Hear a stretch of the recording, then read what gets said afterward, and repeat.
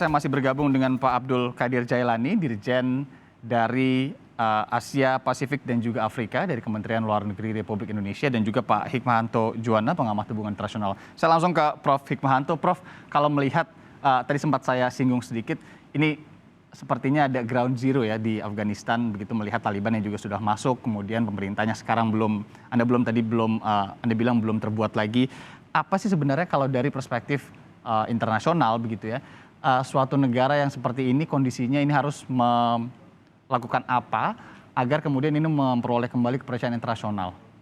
Ya, yang pasti adalah seruan agar tidak terjadi tragedi kemanusiaan di negara tersebut.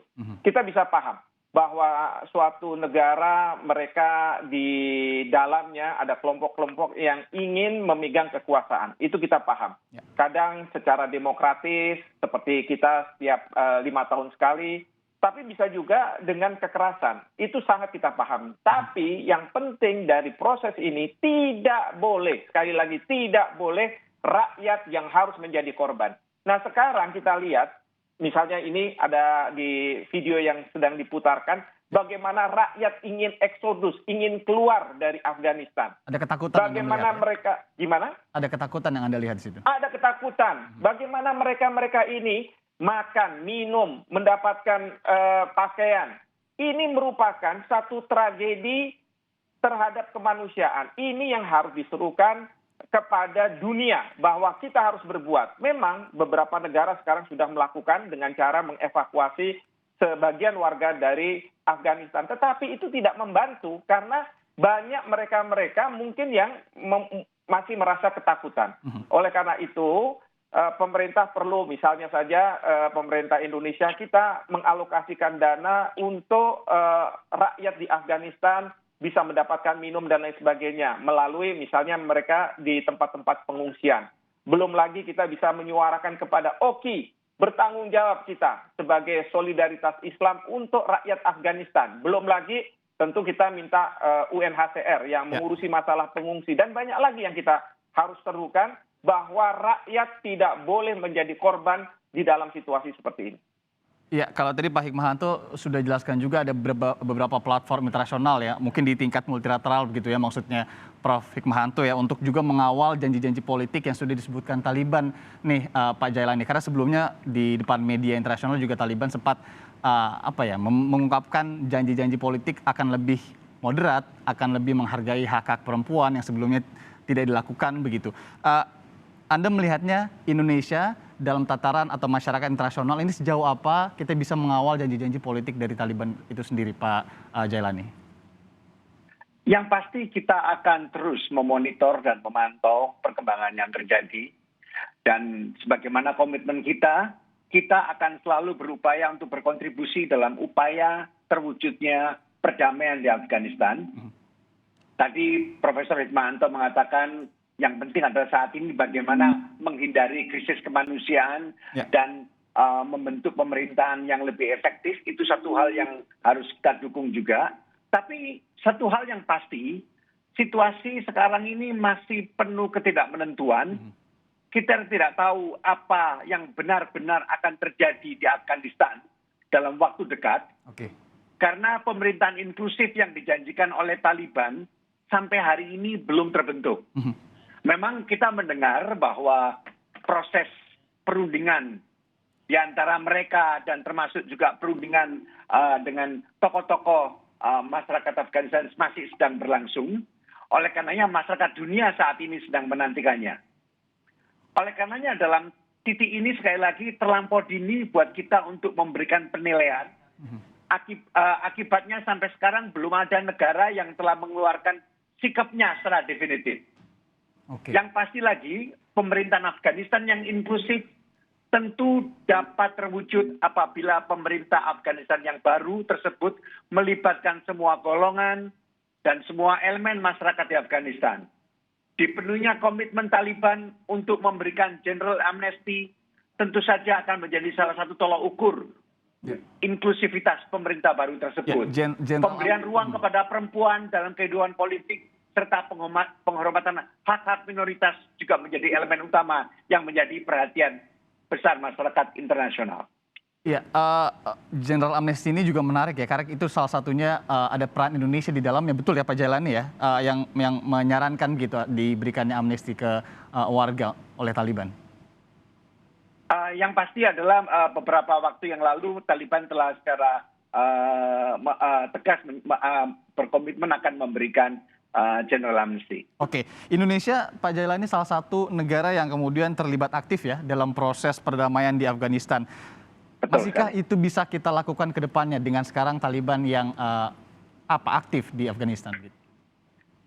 Sebagaimana saya sampaikan sebelumnya bahwa dalam pertemuan kita sebelumnya kita sudah sampaikan bahwa keinginan kita untuk terus aktif mendorong dan buat kita adalah komitmen ini sejalan dengan kewajiban konstitusional untuk memainkan peran tersebut. Kita tahu dalam pembukaan Undang-Undang Dasar 1945 telah jelas mengamanatkan kita untuk ikut serta melaksanakan ketertiban dunia berdasarkan perdamaian yang abadi.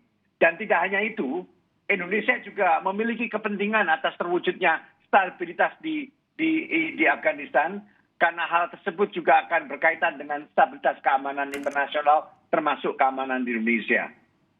Oke, sebelum ke Prof. Hikmahanto, Pak Jailani, apa yang terdekat, apa yang kita tunggu selain tentunya pemerintahan yang inklusif ya, agar kemudian Indonesia ini bisa kemudian menjalin komunikasi lagi dengan Taliban secara resmi begitu ya, mungkin mengaktifkan kembali misi di Kabul, Afghanistan. Seperti saya katakan tadi itu, untuk saat ini kita harus menunggu. Masih harus Kita menunggu tidak ya, tahu, wait and see begitu ya? Kita tidak bisa melakukan penilaian apapun juga setelah semua terbentuk, ada pemerintahan yang inklusif terbentuk, yang kita tidak tahu bagaimana bentuk pemerintahnya, bagaimana kebijakannya. Ini yang kita masih menunggu, sebagaimana masyarakat internasional juga menunggu perkembangan ini. Oke, Prof. Hik, kira-kira di tataran mana, bilateral kah, di regional kah, multilateral, kita harus benar-benar aktif untuk mengawal apa yang dijanjikan oleh politik Taliban gitu ya, terkait dengan janji politiknya lebih moderat, lebih menghargai hak-hak perempuan. Sejauh mana kita harus masuk ke dalam situ? Ya, kita sebenarnya gini, kita tidak bisa masuk langsung gitu ya, karena kita tidak mau mencampuri urusan dalam negeri suatu negara. Itu yang pertama. Yang kedua adalah kalaupun ada janji-janji dari Taliban, itu sebenarnya rakyat Afghanistan yang bisa menilai, bukan kita, bukan negara-negara ini, bukan rakyat Afghanistan. Ya, kalaupun nanti suatu negara itu katakanlah pemerintahannya sangat zolim, sangat kejam, pelanggaran HAM dilakukan, kita tidak bisa melakukan apa-apa. Karena apa? Karena itu merupakan kedaulatan suatu negara, kecuali kita bilang bahwa ini merupakan suatu alasan kemanusiaan yang sangat luar biasa sehingga kita perlu masuk ke sana. Ya, dulu rezim yang namanya komunis itu dianggap sebagai keji dan lain sebagainya. Pertanyaan kita, apakah kita tidak buat kerjasama dengan negara-negara yang punya ideologi komunis? Kan buat. Itu dia, Tidak ada Prof. masalah. Itu dia, Prof. Kenapa kemudian kejadian juga di Myanmar, misalkan kita kan kemudian mesin diplomasi harus bekerja dalam tataran regional dan di tataran multilateral mungkin. Ini bisa kita dorong terus untuk mengupayakan mungkin international organization masuk ke dalam Afghanistan nantinya untuk memantau terus situasi di sana agar yang tadi Prof bilang juga tidak terjadi pelanggaran hak asasi manusia berat di sana. Ya, tentu kalau kita mencoba untuk menghimbau, mendorong, itu tentu seperti tadi Pak Dirjen katakan, Indonesia ini dalam konstitusinya mengatakan bahwa kita harus turut dalam ketertiban dunia. Ya, jadi ya kita bisa gerakkan teman-teman kita di OKI mungkin, teman-teman kita di Majelis Umum PBB mungkin, yang untuk kita bisa mengatakan bahwa jaminan yang diberikan oleh Taliban itu benar-benar dijalankan, tidak hanya di kata-kata, ya, tetapi benar-benar di lapangan. Karena apa? Taliban itu kan kita menggeneralisir seolah-olah apa yang dikatakan oleh pemimpinnya akan dilakukan oleh bawahan di lapangan. Belum tentu, karena menurut saya ini bukan pasukan yang seperti tentara gitu, yang kita jelas siapa komandonya. Ini adalah faksi-faksi. Mereka punya satu visi karena berhadapan dengan Amerika Serikat, berhadapan dengan pemerintah yang didukung oleh Amerika Serikat. Tapi lepas kalau misalnya Amerika Serikat keluar, pemerintahan yang didukung Amerika Serikat sudah runtuh, bukannya tidak mungkin mereka akan bersaing satu dengan yang lainnya dan belum tentu komando yang ada di atas itu dijalankan di lapangan. Jadi ya janji-janji itu kita ingin sampaikan bahwa harus diimplementasikan dalam tingkat bawah. Kita tidak perlu berdebat soal apakah Taliban itu sudah berubah atau belum. Yang merasakan bukan kita ini jauh dari Afghanistan. Yang merasakan rakyat Afghanistan. Karena sekarang kita lihat rakyat sekarang diselimuti ketakutan, diselimuti dengan kepanikan, kekhawatiran. Sehingga apa? Mereka eksodus. Ya, jadi kita harus katakan bahwa Taliban berubah atau tidak itu tergantung daripada rakyat Afghanistan. Dan kita terus menghimbau bahwa kalau Taliban akan memegang tampuk pemerintahan, tolong jangan sampai rakyat di Afghanistan keluar dari Afghanistan. Tetap mereka merasa nyaman di Afghanistan dan bisa melakukan kehidupan sehari-harinya seperti itu. Ya, kalau melihat pendapat Prof. Hikmahanto, Pak Jailani, Anda melihat platform internasional multilateral mungkin utamanya UN seefektif apa bisa mencegah adanya pelanggaran HAM nantinya? Jangan sampai ada begitu ya, bila kemudian ini nanti Taliban sudah membentuk pemerintahan yang inklusif di sana. Itu tentu yang juga kita tidak inginkan gitu. Saya ingin menambahkan sedikit apa yang disampaikan oleh Profesor Hikmahanto, bahwa yang pasti adalah Indonesia ingin mendorong perdamaian yang ditempuh melalui Afghan-led dan Afghan-owned proses. Afghan-led, Afghan-owned. Iya, proses. Yaitu sebuah perdamaian yang diwujudkan oleh dan untuk rakyat Afghanistan. Saya rasa itu sejalan dengan apa yang disampaikan oleh Profesor Hikmahanto sebelumnya. Kemudian kedua, bagaimana kita akan mewujudkan hal ini? Tentunya yang pasti kita sepakat dengan proses Afghan-led dan Afghan-owned proses. Ini beberapa hari yang lalu Dewan Keamanan PBB juga sudah mengeluarkan pernyataannya. Okay. Pernyataannya pada intinya juga menunggu dan mengharapkan Taliban dapat memenuhi komitmen-komitmennya. Dan sekedar informasi, dalam waktu yang tidak terlampau lama lagi akan ada pertemuan luar biasa di OKI untuk juga membahas mengenai masalah Afghanistan. Oke, dalam waktu yang dekat begitu ya, Ya. akan bertemu dengan OKI. Pak atau Prof. Hikmahanto, tanggapan Anda? Ya, ini yang justru kita harapkan ya, karena ujung-ujungnya kalaupun ada pemerintahan yang efektif di Afghanistan, mereka tidak mungkin melakukan pembangunan dengan kekuatan sendiri. Jadi mereka akan minta bantuan ke banyak negara. Nah, dalam konteks ini, negara-negara ini harus bersepakat bahwa kita akan membantu sepanjang bahwa ada perdamaian di sana, bahwa tidak ada pelanggaran HAM di sana, dan lain sebagainya. Tapi kalaupun terjadi, ya memang sulit.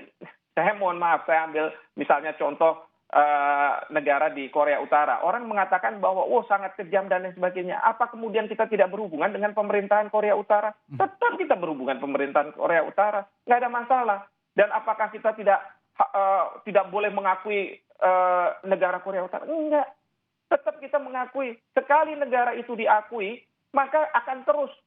Ya, pemerintahannya bisa berganti-ganti, pengakuan terhadap pemerintahan, tapi negaranya masih. Kecuali di negara tersebut ada perubahan yang sangat fundamental, seperti Uni Soviet berubah menjadi banyak negara.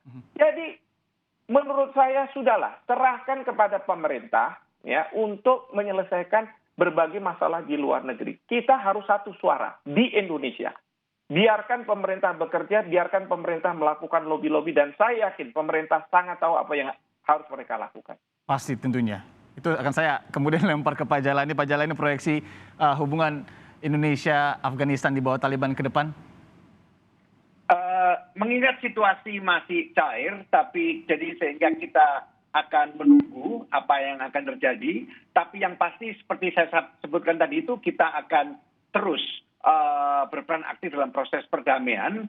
Dalam melakukan peran ini, Indonesia akan menerapkan strategi upaya perdamaian dengan menggunakan pendekatan dua building blocks, di mana keduanya mengedepankan soft power yang dimiliki Indonesia sebagai negara Islam yang demokratis dan menghormati persamaan gender. Itu modal penting. Building block pertama adalah penyelenggaraan ulama conference seperti yang pernah dilakukan Indonesia pada tahun 2018 yang melibatkan perwakilan ulama Indonesia, Pakistan, dan Afghanistan. Dan building block kedua adalah mengarus utamakan peran perempuan dalam upaya menciptakan Afghanistan yang damai dan makmur. Kita tahu bahwa dalam beberapa kesempatan sebelumnya, Ibu Menlu Retno Marsudi secara khusus menekankan bahwa peran wanita adalah pilar terpenting dan senter dari proses perdamaian. Saya rasa ini satu hal yang perlu kita suarakan terus dan kita dorong. Oke, Pak Jailani mungkin terakhir ini sebelum saya nanti serahkan ke Prof. Hikmahanto juga terakhir, bagaimana kemudian kalau dari sisi diplomasi, kalau tadi dua hal tadi adalah termasuk contoh-contoh kerja-kerja diplomasi yang akan kita lakukan ya untuk make sure hubungan dengan Taliban begitu ya. Tapi kalau Indonesia dan Taliban sendiri, selama ini kita juga tahu tadi juga sempat disentuh sedikit, ada peace proses yang panjang yang juga kita ikut di dalamnya. Kedepannya ini akan seperti apa? Ini akan tetap kita jalin dengan baik, dan bagaimana sebenarnya hubungan Indonesia dan Taliban sih sejauh ini selama ini? Kita seperti saya katakan sekali lagi bahwa saat ini kita tidak bisa mengatakan apa yang harus kita lakukan ke depan. Kita tidak tahu persis. Pemerintahnya saja belum terbentuk. Jadi kita tidak tahu mau berhubungan dengan pemerintahan yang mana, masih kita belum tahu.